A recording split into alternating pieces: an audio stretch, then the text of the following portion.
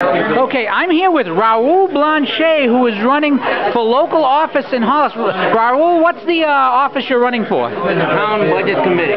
Now, this is a small local office. Can you tell people a little bit about your background? Well, I have technical background. I've run a project for many years in my professional life, where I managed a multi-million-dollar budget. Obviously, from a town perspective, it's important that we have a house budget and we make sure we stick to it. And so that's very important. But I have also been in this state, living in New Hampshire since 1978, and in Hollis since 1985. I have a family of 3 children, and my wife has been married for 29 years, and since 85, going on 27 years, we've been living in Hollis, and we've taken advantage of the wonderful community that Hollis is. At the same time, we have given to the town as well, and I'm running because I think this is a time that I can give something back to the town and the community.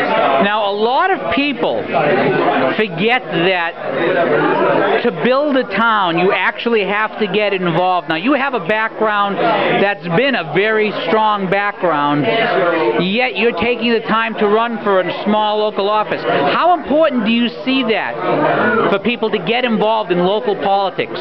It is important, and we need to do it as early as possible.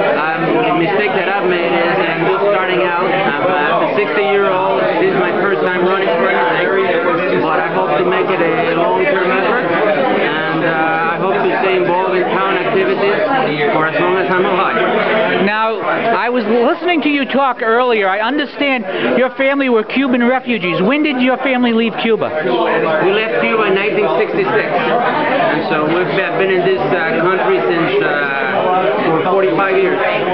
So you were born in Cuba? I was born in Cuba. So you've seen socialism and communism up close. Was that part of the reason to get involved, because you can make a difference here as opposed to in Cuba? Absolutely. And you know, over the last 50 years, things that I've, when I tell this to people, they kind of laugh at me. But the kinds of words that we hear from our leadership these days are the same kind of words that we used to hear from Fidel Castro and Che Guevara back in 1969. Except in those days, it was extremely radical.